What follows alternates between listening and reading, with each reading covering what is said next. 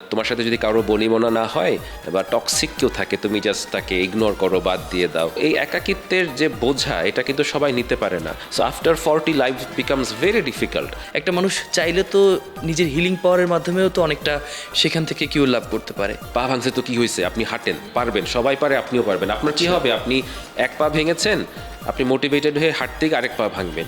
আমি কেন চাকরি করছি, আমি কেন সংসার করছি, আমি কেন বিয়ে করছি, মানুষ জানে না। আপনার যদি ওসিডি থাকে অতিরিক্ত, যেটাতে আপনি অতিরিক্ত পারফেকশনিস্ট হবেন, খুঁতখুঁতে হবেন, একই কাজ বারবার করবেন। সেদিন একটা পরিসংখ্যানে দেখলাম যে প্যানিক অ্যাটাকে ভোগে এবং কোনোভাবে কারো ক্ষেত্রে মেজর, কারো ক্ষেত্রে মাইনর। কাউন্সিলিংয়ের মাধ্যমে, কগনিটিভ বিহেভিয়ার থেরাপির মাধ্যমে চাইল্ডহুড ট্রমা ঠিক করে ফেলা যায়। আমরা এমন একটা সময়ে আছি যখন বিশ্বজুড়ে যুদ্ধের একটা দামামা দেখে যাচ্ছি, একই সাথে এত অস্থিরতা, অমানবিকতা, এত নিঃসহিংসতা। কেমন দেখছেন পৃথিবীটাকে? আমরা তো মানসিক রোগ নিয়ে কাজ করি ভাইয়া, তো আমাদের দেখাটা আবার অন্যরকম আপনাদের চাইতে। আমাদের কাছে মানুষ অনেক ভয় নিয়ে আসে, ইনসিকিউরিটি নিয়ে আসে। এমনিতেও বাংলাদেশের, আমি যদি মানুষ বলি, আমরা সেই আর্য আমল থেকে শাসিত। তো আমাদের মধ্যে একটা ইনসিকিউরিটি আছে। তারপর ব্রিটিশরা আসলো, তারপর পাকিস্তান, এখনও আমরা কতটুকু স্বাধীন আমরা শিওর না। সো আমাদের মধ্যে সবসময় একটা কাজ করে যে আমরা বোধহয় সব শেষ হয়ে যাচ্ছে, সব হারিয়ে যাচ্ছে, সংকটের জায়গায়। সেখান থেকে যখন আবার যুদ্ধের কথা শোনা হয়, মানুষ আরও ইনসিকিউর হয়ে যায়। আপনি দেখবেন যে প্যানিক, অ্যাংজাইটি অনেক বেড়ে যাচ্ছে, এবং গত 1-1.5 মাসে আমরা আমাদের চেম্বারেও এই প্যানিকটা অনেক বেশি দেখছি। যতটুকু অবশ্যই প্যানিক করার ব্যাপার আছে, একটা যুদ্ধ লেগেছে, কতদিন হয় আমরা জানি না, কিন্তু আমার কাছে মনে হয় যে প্রয়োজনের চেয়ে আমরা বেশি আতঙ্কগ্রস্ত হয়ে পড়েছি। এখন শুরুতে আমরা কথা বলছি মানসিক স্বাস্থ্যের নানান বিষয় নিয়ে, এবং আজকে শুনবার জন্য, শোনানোর জন্য, কথা বলবার জন্য আমাদের সাথে আছেন ডাক্তার সাইদুল আশরাফ কুশল, ডক্টর কুশল নামে যাকে চিনি। আবারও স্বাগত জানাচ্ছি ভাই। থ্যাংক ইউ ভাইয়া। আমরা দেখছি যে মানসিক স্বাস্থ্যের উপর একটা প্রভাব পড়ছে, এবং আমরা নিজেরা যারা সোশ্যাল মিডিয়াতে দেখছি, আমি নিজেও কিন্তু মাঝে মাঝে ট্রমাটাইজড হয়ে যাচ্ছি। এই যে একটা যুদ্ধের প্রভাব আমরা দেখছি, এটা আসলে মানুষকে কিভাবে ভাবাচ্ছে? আপনি তো একজন রোগীর পক্ষ থেকেও দেখছেন, পাশাপাশি আপনি নিজেও তো সেটাকে অবজার্ভ করছেন। কতটুকু অস্থিরতার মধ্য দিয়ে যাচ্ছি আমরা? আমার কাছে মনে হয় আমরা অনেক অস্থিরতার মধ্যে দিয়ে যাচ্ছি। আমার রেকমেন্ডেশন হলো, সবাইকে আমি যেটা বলি, যে যত কম আমরা নেগেটিভ নিউজ দেখতে পারি সেটা আমাদের জন্য ভালো। হ্যাঁ, কারা দেখব? যারা দেখলে একটা কিছু আমি করতে পারি। ধরুন ভাইয়া, আমি আর আপনি এখানে বসে আছি, আমার আর আপনার ইচ্ছে করছে যে মানুষকে আমাদের দুজনের হয়তো হেল্পিং মাইন্ড, একটা মানসিকতা আছে। এখন আমি ভাবছি যে ইথিওপিয়ার অনেক বাচ্চা তো না খেয়ে থাকে। এখন এই আবেগটা সত্য, আবেগটা সুন্দর, কিন্তু আমি কি ইথিওপিয়া যেতে পারবো? চাইলেও যেতে পারবো না। সো আমার এই আবেগটার, আমি বলবো যে আমি সময় নষ্ট করছি, এবং আমি এমন কিছু করছি, আমার ইমোশনটাও নষ্ট করছি। কিন্তু বাংলাদেশেই ডেইলি স্টার একটা রিপোর্ট করেছে 2018 সালে, যে প্রতি রাতে প্রায় 2.5 কোটি মানুষ না খেয়ে ঘুমাতে যায়। সো আমি যদি ইথিওপিয়ার কথা বাদ দিই, আমি বাংলাদেশের কথাও ভাবি, একই তো, গরিব মানুষই তো। আমি আমার সময় এবং ইমোশনটাকে তখন কাজে লাগাতে পারছি। সো আমি হয়তো দিনে 2 জন বা 5 জনকে খাওয়াতে পারি।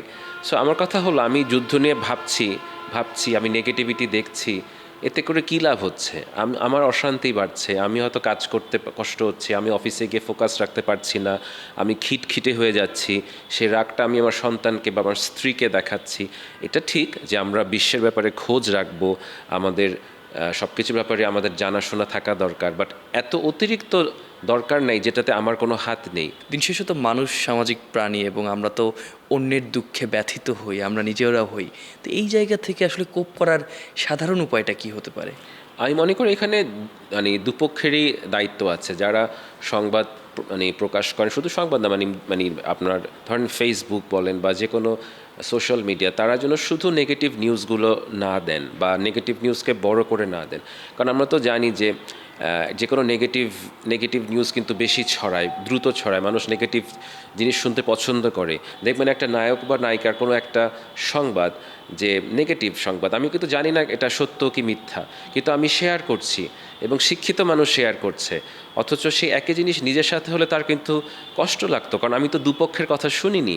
সো আমার কাছে যেটা মনে হয় যে আমাদের সবারই, নেগেটিভ নিউজ তো আমরা প্রচার করবই, কিন্তু ভালো অনেক কিছু তো হচ্ছে, দেশের তো উন্নতি হচ্ছে, দেশে অনেক ভালো কিছু হচ্ছে, আমি বলবো যে প্রতিদিন আমি বলবো যে ফাইন্যান্সের ধরেন, স্পোর্টসে ধরেন, আমাদের অ্যাচিভমেন্ট ধরেন, পার্সোনাল গেইন ধরেন, অনেক মানুষ তো অনেক ভালো কিছুও করছে। দুইটার ব্যালেন্স থাকা উচিত। আমাদের সবসময় নেগেটিভ নিউজ পড়া উচিত না এবং নেগেটিভ নিউজ ছাপানো উচিত না। ইতিবাচক চিন্তার কথাই বলছেন, কিন্তু এত এত নেতিবাচকতা আমরা দেখছি, আমরা আমাদের টাইমলাইনেও যেমনটা দেখছি, ইউটিউবেও দেখছি, সবখানেই দেখছি। তো দিন শেষে সেই সন্দেহ প্রবণতা কিন্তু আমরা আমাদের পরিবারে বা চারপাশে পরিপাশে সবার উপরেই কিন্তু সন্দেহ করার একটা বিষয় চলে আসে। এটা আসলে কেন আসে? এটা আমার নিজের ক্ষেত্রেও হয়। এটা তো আসলে যেটা বললাম প্রথমে ভাই, যে আমাদের একটা ইনসিকিউর মানসিকতা আছে। এটার কিওর যদি আমি বলি, এটা শুরু করতে হবে স্কুল থেকে। স্কুল থেকে এই জন্য আমাদের, আমি মনে করি সবারই মানসিক স্বাস্থ্যের যত্ন নেওয়া উচিত। এর মানে এই না যে আমাদের মতো সাইকিয়াট্রিস্ট সকল স্কুলে যাওয়া দরকার আছে। যেটা সবচেয়ে সহজ, যে স্কুলে দেখবেন যে কিছু টিচার থাকেন যারা কথা সুন্দর বলে বা মানুষকে মোটিভেট করতে পারে, ছাত্রদের, তাদেরকে ভালো লাগে কাজ করে। হ্যাঁ, তাদেরকে যদি আমরা একটু মেন্টাল হেলথ ফার্স্ট এইড শিখিয়ে দেই, তারা কিন্তু বাচ্চাদেরকে ছোটোবেলা থেকে এগুলো শিখাতে পারে। এমনিতে আমরা ধরেন আমরা স্কুলে কবিতা শিখি, গান শিখি, অনেক কিছু শিখি, ফিজিক্স, কেমিস্ট্রি, বাট আমাদের মন বিকশিত হওয়ার যে ব্যাপার আছে, কনফিডেন্সের যে ব্যাপার আছে, ইনসিকিউরিটি দূর করার যে ব্যাপার আছে, এটা স্কুলে অ্যাবসলুটলি অ্যাবসেন্ট। পরিবার থেকেও দরকার আছে কিনা এটা? পরিবার থেকেও দরকার আছে। পরিবার থেকেও, যেটা বললাম ভাইয়া, আর্য আমল থেকে, ব্রিটিশ থেকে, এটা তো আমাদের জাতিগতভাবে একটা দাদা বৈশিষ্ট্য নানিটাও আছে। ছিল। So, আমাদের দাদা নানিরা ভালো মানুষ ছিল, বাট তারাও ইনসিকিউরড হয়ে বড় হয়েছে। দেখবেন আপনার বাবা, আমাদের বাবারা কি করে, তারা অনেক শিক্ষিত ভালো মানুষ, কিন্তু তাদের মূল চিন্তাটা কি ছিল, যে ছেলে কোনোভাবে একটা সরকারি চাকরি পাবে। কেন সরকারি চাকরি খারাপ না, কিন্তু তাদের মূল ভয়টা কিন্তু সিকিউরিটি, যে আমার ছেলেটা একটা সরকারি চাকরি পাবে, তার মানে সে একটা পেনশন পাবে দিন শেষে, তার মানে সিকিউর হয়ে গেল। তার মানে বিদেশি শাসিত হতে হতে আমাদের মাঝে এই ভয়টা চলে এসেছে যে আমরা ভয় করছি কেউ আমাদেরকে শোষণ করতে পারে বা আমাদের একটা সংকট জায়গা তৈরি হয়ে গেছে। আমারটা নিয়ে যাবে। আবার আমরা দেখেন, আমরা কিন্তু মানে বিদেশ দ্বারা শাসিত হয়েছে, আবার আমরা তাদের মতোই কিন্তু হতে চাই। আমরা কিন্তু, আপনি দেখবেন, আমি এরকম অনেক দেখেছি বাংলাদেশে, যে হয়তো একটা বিদেশে কেউ আসলো, যার লাইক ফর্সা চামড়া, সহজ কথা, আপনি জাস্ট যদি রাস্তায় দেখেন 3-4 জন বিদেশি মানুষ হাঁটছে, আপনি দেখবেন সবাই তাদের সাথে ছবি তুলবে অথবা একদম দাঁড়িয়ে দেখবে। এমন কিছু না, সেও মানুষ, আমিও কিন্তু মানুষ। এটা তো একটা বিদেশি করবে না। আপনি ইংল্যান্ডে গেলে তো আপনার গায়ের রং অন্যরকম, সে তো এরকম দাঁড়িয়ে দেখবে না। আমরা কেন দেখি? এটা কিন্তু শিক্ষিত মানুষ দেখে, ইউনিভার্সিটির ছেলেমেয়েরা কিন্তু দেখছে। সো এটা কেন? এটা হচ্ছে আমাদের এক ধরনের ইনসিকিউরিটি, আবার সেখান থেকে তাদের মতো হতে চাওয়া। মানে আমি তাদের দ্বারাই শোষিত, আবার তাদের মতোই হতে যাচ্ছি। তার মানে নিজের জায়গা থেকে ইতিবাচক চিন্তা এবং নিজের দিকটা বোঝাটা খুবই জরুরি। একটা বিরতি অপেক্ষা করছে, যাচ্ছি একটা বিরতিতে, ফিরছি শিগগির। আরেকবার জানতে ইচ্ছে করছে একটা বিষয়, যে আমরা তো এর আগে শুনলাম যে বিশ্বে স্বাভাবিকভাবেই যে অস্থিরতা, এটা মানসিক স্বাস্থ্যের উপর প্রভাব ফেলছে, কিন্তু এর বাইরেও তো আমাদের ব্যক্তি জীবনের যে হতাশা, ক্লান্তি, আত্মবিশ্বাসের ঘাটতি পাই ব্যক্তি জীবনে, পারিবারিক জীবনে, সাংসারিক জীবনে। এটার অনেকগুলো কারণ আমার কাছে মনে হয়। আমরা অনেক বেশি 3টা জিনিস আমি বলবো। একটা হলো আমরা অতিরিক্ত ম্যাটেরিয়ালিস্টিক হয়ে যাচ্ছি। গত 15-20 বছর আমরা সব কিছুকে যাচাই করছি হচ্ছে আমার কত টাকা আছে, আমার কয়টা বাড়ি আছে, আমার বউ বা স্ত্রী কতটুকু সুন্দর বা কোন স্ট্যাটাসে আছে, সব কিছুকে আমরা এইভাবে মানে যাচাই করছি, যেটা অবশ্যই কাজে লাগে, আমি বলছি না এগুলো প্রয়োজনীয় না, বাট আমরা অতিরিক্ত, আমি বলবো যে এই জায়গাটাতে ফোকাস। একটা খুব সহজ কথা দেখবেন, এখন মানুষ বলে যে তোমার সাথে যদি কারো বনিবনা না হয় বা টক্সিক কেউ থাকে, তুমি জাস্ট তাকে ইগনোর করো, বাদ দিয়ে দাও, হুইচ ইজ গুড। বেশি টক্সিক মানুষ তো আমরা অবশ্যই রাখবো না, কিন্তু টক্সিসিজম ডিফাইন করবে কে? মানে আপনি যদি বলেন আমি টক্সিক, এটা তো আপনার একটা ভুল পারসেপশন হতে পারে যে আপনি টক্সিক, আপনি কারোর সাথে মিশতে পারেন না, এজন্য সবাইকে টক্সিক বলছে। এতে করে হয় কি, বাবা মার সাথে রিলেশনশিপ খারাপ, ভাই বোনের সাথে মিশছে না, সম্পর্ক করছে না মানুষ, অথবা অল্প ঝগড়াতেই মানুষ মানে সম্পর্ক কাট অফ করছে, মানুষ খুব লোনলি হয়ে যাচ্ছে। এবং গবেষণায় দেখা যাচ্ছে লোনলিনেস আপনার দিনে 10টা সিগারেট খাওয়ার চেয়েতেও বেশি ক্ষতিকর, মানসিকভাবে এবং শারীরিকভাবেও। সো এই একাকিত্বের যে বোঝা, এটা কিন্তু সবাই নিতে পারে না। হয়তো আপনার বয়সী মানুষ নিতে পারবে, যাদের বয়স ধরেন 20 থেকে 40, বাট মানুষের তো বয়স বাড়ে, তখন সে আরও নিঃস্ব হয়, কারণ বাবা মা মারা যায়, ভাই বোন হয়তো দেশ বিদেশ চলে যায়। So after 40 life becomes very difficult. তখন এই জিনিসগুলো খুব কষ্ট দেয়। আর আমরা জাতিগতভাবে বা মানুষ তো আসলে সমাজবদ্ধ জীব, সবার যে বিয়ে করতে হবে তা না, কিন্তু মানুষের তো বন্ধু লাগে, মানুষের কাজিন লাগে, মানুষের কলিগ লাগে, বাট মানুষ খুব একা হয়ে যাচ্ছে। এটার কারণে আমি মনে করি মানুষ খুব মানুষ হিসেবে কষ্ট পাচ্ছে। লাস্ট কারণ হচ্ছে আমি মনে করি যে মানুষের পারপাস খুব কমে গেছে। আমি কেন বেঁচে আছি, আমি কেন কাজ করছি, আমি কেন চাকরি করছি, আমি কেন সংসার করছি, আমি কেন বিয়ে করছি, মানুষ জানে না। মানুষ জীবনের অর্থটা কি। সো আমি কষ্ট করছি, বাট দিন শেষে মনে হয় আমি কেন কষ্ট করছি। এই যে মন খারাপের বিষয়গুলো আসছে, কিন্তু আমরা তো জানি যে একটা হিলিং পাওয়ার আছে প্রত্যেকটা মানুষের কাছে। হয়তো বা হিলিং পাওয়ারের মাধ্যমে যে কোনো রোগ হোক না কেন, যে কোনো একাকিত্ব হোক না কেন, একটা মানুষ চাইলে তো নিজের হিলিং পাওয়ারের মাধ্যমেও তো অনেকটা সেখান থেকে কিউর লাভ করতে পারে। সেই জিনিসটা আসলে কাজে লাগানো যায় কিনা? অবশ্যই যায়। হ্যাঁ, হিলিং পাওয়ার অনেক মানুষ আছেন যে নিজ থেকে একটু নিয়েই জন্মগ্রহণ করে। দেখবেন যে কিছু মানুষ মানসিকভাবে শক্ত ছোটোবেলা থেকে জেনেটিক কারণে, বাট সবাই তো শক্ত থাকে না। যেটা আসার খবর সেটা হচ্ছে এই পাওয়ারটা বাড়ানো যায়। এই জন্যই আপনার কাউন্সিলিং বা সাইকোলজিস্টের কাছে যাওয়া। আবার কিছু কিছু ক্ষেত্রে ভাইয়া রোগ থাকে মানুষের, যেমন ADHD থাকে। এখন আপনার যদি ADHD থাকে, আপনি তো প্রোক্রাস্টিনেট করবেন, আপনি অধৈর্য থাকবেন, আপনি খুব অস্থির থাকবেন, আপনার লাইনে দাঁড়াতে কষ্ট হবে, আপনার ফোকাস করতে কষ্ট হবে। And it's not your fault. হ্যাঁ, এটা এরকম না যে আপনি বেয়াদব বা খারাপ, যেটা অনেক সময় বাবা মা টিচার বলে। এখন ADHD যদি আমরা না বুঝি, তখন আমরা তো মানুষকে জাজ করব। আপনার যদি OCD থাকে অতিরিক্ত, যেটাতে আপনি অতিরিক্ত পারফেকশনিস্ট হবেন, খুঁতখুঁতে হবেন, একই কাজ বারবার করবেন, আপনি তো ইচ্ছা করে করছেন না, তাই না? কিন্তু আমরা যদি এই জিনিসটাকে গুরুত্ব না দিই, দেখেন আপনার যদি পা ভেঙে যায়, আমি তো আপনাকে মোটিভেট করব না যে ভাই আপনি এখন পা ভাঙছে তো কী হয়েছে, আপনি হাঁটেন, পারবেন, সবাই পারে, আপনিও পারবেন। আপনার কি হবে, আপনি এক পা ভেঙেছেন, আপনি মোটিভেটেড হয়ে হাঁটতে গিয়ে আরেক পা ভাঙবেন। কিন্তু আমরা মন ভেঙে গেলে আমরা এই মোটিভেশনগুলোই দিই যে তুমি তো পারবা, তুমি চাইলেই পারবা, মুখে পেরেছে তো মুখে পেরেছে। তখন হয় কি, মনটা আরও ভেঙে যায়। সো আমাদের খুব ইম্পর্ট্যান্ট হচ্ছে, যদি আমরা কোনো হিলিংয়ের চিন্তা করি, আমি যেন একজন প্রফেশনালকে জিজ্ঞেস করি যে আমি কোন স্টেজে আছি, আমি কি নিজে চেষ্টা করব নাকি আমি আসলে নিজে চেষ্টা করব না। কারণ কিছু কিছু ক্ষেত্রে আমরাই রোগীদেরকে বলি আপনি একটু এফোর্ট দেন, আপনি একটু জোর করেন। আবার অনেককে বলে যে আপনি আগামী 1 মাস কিচ্ছু করবেন না, আমি জাস্ট যে ওষুধগুলো দিয়েছি বা কাউন্সিলিং দিয়েছি, চুপ করে বসে বিছানায় বসে খাবেন। নিজেকে আমরা কি এই যে আমরা অনেক সময় দেখি যে নিজেকে একটু বেশি ভালো মানুষ হিসেবে উপস্থাপন করার একটা চেষ্টা থাকে, কেউ আমার কোনো কাজে মন খারাপ করছে কিনা। এই যে নিজেকে ভালোভাবে উপস্থাপন করা, এর মধ্য দিয়ে আমরা নিজের সাথে কোনোভাবে প্রতারণা করছি কিনা? কিছু ক্ষেত্রে করছি ভাই, বাট সব ক্ষেত্রে না। আমি মনে করি আমাদের সবারই তো নিজেকে ভালোভাবে গ্রুম করা উচিত, ভালো পোশাক পরা উচিত, সুন্দর কথা শেখা উচিত। এটা আপনার পার্সোনাল ব্র্যান্ডিংয়ে কাজে লাগে।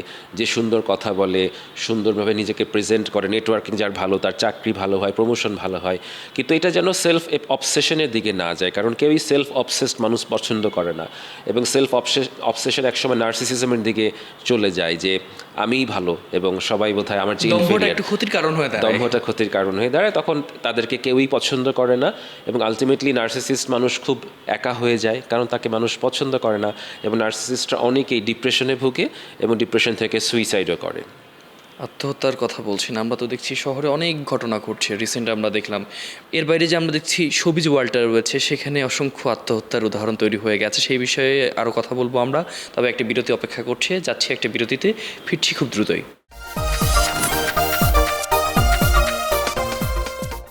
অস্থির এই সময়ে কেমন আছেন আপনি বা কেমন আছি আমরা? এখন শুরুতে আমরা শুনছিলাম সেই কথাগুলোই। ডক্টর কুশাল আছেন আমাদের সাথে। ভাই, আপনি বলছিলেন যে মানসিক স্বাস্থ্যের বিভিন্ন কথা আমরা তো শুনছিলাম। এই যে মেন্টালি আমরা যখন কারোর সাথে ডিল করছি, কোথাও কথা বলছি, ইভেন নতুন কোথাও নিজেকে পরিচিত করছি, আত্মবিশ্বাসের একটা ঘাটতি থাকে। আমরা নিজেরাও কিছুটা আড়ষ্টতা চলে আসে। তো এটা থেকে আসলে বের হওয়ার কোনো উপায় আছে কিনা? আত্মবিশ্বাসের মূল আমি বলবো যে আনহিল্ড চাইল্ডহুড ট্রমা প্যারেন্টিং থেকে হয় ভাই। আমাদের বাবা মারা যখন আমাদেরকে খুব বেশি কম্পেয়ার করে অন্যের সাথে এবং ছোট করে ছোটোবেলা থেকে ধরুন দুইটা মানুষ, একজনের নাম হাসান, একজনের নাম মাহমুদ। এখন হাসান মনে করেন পড়াশোনায় অনেক ভালো, কিন্তু সে হয়তো বাসার কাজ একদমই করে না। কিন্তু মাহমুদ আবার পড়াশোনায় অ্যাভারেজ, বাট সে বাসার অনেক কাজ করে। বাংলাদেশের প্যারেন্টিংয়ে সবসময় কিন্তু হাসানকে গ্লোরিফাই করা হয়, কারণ সে ক্লাসে ফার্স্ট সেকেন্ড হয়। বাট মাহমুদ হয়তো রোল 10, বাট সে বাসার কাজে অনেক হেল্প করছে, তাকে খুব গ্লোরিফাই করা হয় না এবং সামাজিকীকরণটা হয়েছে, মানে তাকে ছোট করা হয়, তাকে অ্যাপ্রিসিয়েট করা হয় না। এজন্য আমরা সবাই ভালো ছাত্র হতে চাই, কিন্তু দেখা গেছে যে আমাদের সোশ্যাল স্কিলস কম থাকে এই জিনিসগুলো, এবং বাবা মা তখন কম্পেয়ার করে তুমি ওর মতো হতে পারছো না। তারপর আমরা বডি শেমিং করি ছোটোবেলা থেকে। তো এইগুলো থেকে হয় কি, ছোটোবেলায় মানুষ নিজেকে আনলাভেবল ফিল করে যে আমাকে দিয়ে হবে না, আমি দেখতে ভালো না, আমাকে মানুষ ভালোবাসে না। এই জিনিসগুলো সারা জীবন থেকে যায়, তখন তার কনফিডেন্সের অভাব হয়। তবে আমি আবারও বলি, আসার কথা হচ্ছে কাউন্সিলিংয়ের মাধ্যমে, কগনিটিভ বিহেভিয়ার থেরাপির মাধ্যমে এটা সম্পূর্ণ রিগেইন করা যায়, চাইল্ডহুড ট্রমা ঠিক করে ফেলা যায়। আমরা এই বিষয়টা জানলাম। আরেকটি বিষয় ভাই আমার জানার ইচ্ছা খুব করে, সেটা হচ্ছে আমরা যখন এই যে আত্মবিশ্বাসের অভাবে ভুগি এবং সমালোচনাটাকেও আমরা কিন্তু ইতিবাচকভাবে নিতে পারি না, তো সমালোচনাটাকে নেবার জন্য বা ইতিবাচক চিন্তা করার জন্য আসলে কোন চর্চাগুলো আমাদের জরুরি? এটা অনেক বড় প্রশ্ন। আমি যদি ছোটো করে বলি ভাইয়া, সবার আগে নিজের ইনার ভয়েস ঠিক করতে হবে। যেমন ভাইয়া ধরেন আমি যদি আপনাকে বলি যে ভাই আপনি একটা স্টুপিড, কথার কথা আর কি, অ্যান্ড ইউ ডোন্ট বিলিভ যে ইউর স্টুপিড, তখন কিন্তু আপনার কথাটা গায়ে লাগবে না, যে না কুশল ভাইয়ের মনে হয় আজকে মন টন খারাপ, মেজাজ খারাপ, উনি বলছে বলতে কী হয়েছে। বাট ইফ ইউ বিলিভ যে ইউর এ স্টুপিড, যে আপনি নিজেই বিশ্বাস করেন আপনি স্টুপিড, তখন কথাটা আপনার প্রচণ্ড গায়ে লাগবে। সো ইটস অল অ্যাবাউট আপনি নিজেকে কী বিলিভ করেন। আপনার নিজের বিলিভ যদি হয় যে না আমি ঠিক আছি, আমার ফ্লস থাকতে পারে, আমি ইমপারফেক্ট, বাট আমি তো স্টুপিড না, I have a lot of things যেটা আমি পারি, রাইট? সো তখন আপনি যে কোনো ক্রিটিসিজম, রিজেকশন অনেক ভালো নিতে পারবেন। হতাশার জায়গা তো আমাদেরকে সবসময় ধরে বসে এবং এর একটা স্টেজে আমরা দেখি যে প্যানিক অ্যাটাক। আমরা বলা হয়ে থাকে যে শতকরা 70-80% মানুষে, আমরা সেদিন একটা পরিসংখ্যানে দেখলাম যে প্যানিক অ্যাটাকে ভোগে এবং কোনোভাবে কারো ক্ষেত্রে মেজর, কারো ক্ষেত্রে মাইনর। তো এটা থেকে বের হওয়ার কোনো উপায় আছে কি না? প্যানিক অ্যাটাক যদি মাসে 4টা হয় তখন এটাকে প্যানিক ডিসঅর্ডার বলে। এটা একটা জাস্ট মানসিক রোগ। মানসিক রোগ আপনাকে সাইকিয়াট্রিস্টের কাছে যে ওষুধ খেয়ে, এবং সিবিটি বলে এটাকে, আপনাকে একদম সায়েন্টিফিক এভিডেন্স বেস মেথডে ঠিক করতে হবে। তবে এমনি জেনারেল প্যানিকের জন্য আমরা যেটা জাস্ট করতে পারি, আমরা 4 to 4 একটা ব্রিথিং করা যায়। 4 সেকেন্ডে লম্বা করে নিঃশ্বাস, 2 সেকেন্ডে ধরে রাখা এবং 4 সেকেন্ডে মুখ দিয়ে ধীরে ধীরে ছেড়ে দিয়ে, এটা জাস্ট 10 বার আমরা করব। যোগব্যায়ামের দিকে একটু নাকি না, জাস্ট সিম্পল আপনার 4 to 4 ব্রিথিং, এবং নিজেকে বলা যে প্যানিক থেকে, কারণ প্যানিক থেকে মানুষ মনে করে কি সে মারা যাবে, তো এটা নিজেকে বলা যে আমি কখনোই মারা যাব না, এই কখনোই প্যানিকে কেউ মারা যায়নি। যদি হাতের কাছে একটু পানি থাকে, ঠান্ডা পানি হলে ভালো হয়, আমি একটু মুখে হাতে যদি ছিটিয়ে দিই, আর আমি যদি জাস্ট দাঁড়িয়ে থাকি, বসবো, বা বসে থাকলে যদি আমি একটু শুই বেশিক্ষণ না, জাস্ট 10 সেকেন্ড, এতটা করলেই প্যানিক অ্যাটাক কমে যায়। যদি এরপরও না কমে, তখন একটা অ্যাকিউট মেডিকেশন আছে, এটা আমি নাম বলবো না যেহেতু একটা পাবলিক প্রোগ্রাম, ওইটা খেললেই 1 মিনিটের মধ্যে প্যানিক কমে যায়। তবে প্যানিক অ্যাটাকের সবচেয়ে জরুরি জিনিস হচ্ছে এটা ইভ্যালুয়েট করতে হবে। এটা কিন্তু একটা বড় রোগের কারণেও হতে পারে। ডিপ্রেশন থেকে প্যানিক অ্যাটাক হয়, ওসিডি থেকে হয়, গ্যাট থেকে হয়, ট্রমা থেকে হয়, রেপ ভিকটিমদের প্যানিক অ্যাটাক হয়। এখন একটা রেপ ভিকটিম তো নিশ্চয়ই ব্রিদিং এক্সারসাইজ করতে আমরা বলবো না, তার তো ট্রমাটা অনেক বড়। দিন শেষে আসলে নিজেকে ভালোবাসা কতটা জরুরি? নিজেকে ভালোবাসাটা ভাই অনেক জরুরি, বাট নিজেকে ভালোবাসাটা যেন এত বেশি না হয় যে আমি আর কারো কথা ভাবছি না। নিজেকে ভালোবাসার পাশাপাশি নিজের দোষ ত্রুটিও দেখতে হবে, নিজের প্রতি মাঝে মাঝে লজ্জাবোধ থাকতে হবে, অনুশোচনা থাকতে হবে যদি আমি কোনো ভুল কাজ করি। আমরা একটু ব্যক্তি জীবনের পাশাপাশি আমাদের দাম্পত্য জীবন বা ভালো লাগা মন্দ লাগার দিকে আসতে চাই। আমরা অনেক সময় দেখি যে ত্রিভুজ প্রেমের বিষয় থাকে, কারোর সাথে আমি কাউকে খুবই মন দিয়ে ভালোবাসছি, কিন্তু তার পাশাপাশি দেখা যাচ্ছে যে কাইন্ড অফ মাল্টিটাস্কিংয়ের মতো আরেকজনের প্রতি আমার একটা ভালো লাগা কাজ করছে। এটা আসলে মানুষের কোনো রোগ কিনা, বা এটা কোনো আসলে অপরাধবোধ কাজ করে না অনেকের, এটা আসলে কোনো সমস্যা কিনা? এটা ভাই কোনো রোগ না, এটা হলো কি আপনাকে কোনো একটা ইথিক্স দিয়ে জিনিসটাকে আটকাতে হবে। এখন মানুষের প্রতি ভালোবাসার ডিজায়ার তো থাকবেই। আমরা তো দিন শেষে আমাদেরও একটা মানে পাশবিক দিক আছে, বা আপনি বলেন ভালোবাসা তো আটকে রাখা যায় না। একটা মানুষকে আপনার যদি ভালো লাগে আপনি কীভাবে আটকে রাখবেন? কিন্তু কেউ আছে এটা ধর্মের কারণে করে না, কেউ আছে হয়তো পরিবারের শিক্ষার কারণে করে না। আপনি ভালোবাসলেন, কিন্তু আপনার সন্তানের তখন কি হবে? আমার কাছে যেমন অনেক 10-11 বছরের ছেলে মেয়ে এসে বলে যে ডক্টর কুশল, আমি আমার বাবা বা মাকে আরেকটা মানুষের সাথে ঘরে দেখেছি এবং এরপর থেকে আমি নিঃশ্বাস নিতে পারছি না। তখন তো আসলে কষ্ট হয়। আমার কাছে মনে হয় যে সমাজটার কথা ভাবতে হবে। অবশ্যই ভাইয়া, ডিজায়ারের কতটুকু আমি আটকাবো, এটার শিক্ষাটা আসবে হয় পরিবার থেকে, নাহলে ধর্ম থেকে। আত্মসংযম, পরিমিত ভালোবাসা এবং দায়বদ্ধতার কথা আপনি বলছিলেন। আমরা শুনছিলাম ভালোবাসার বিভিন্ন দিক, নিজেকে বাঁচিয়ে রাখা, ভালো রাখার নানান বিষয়।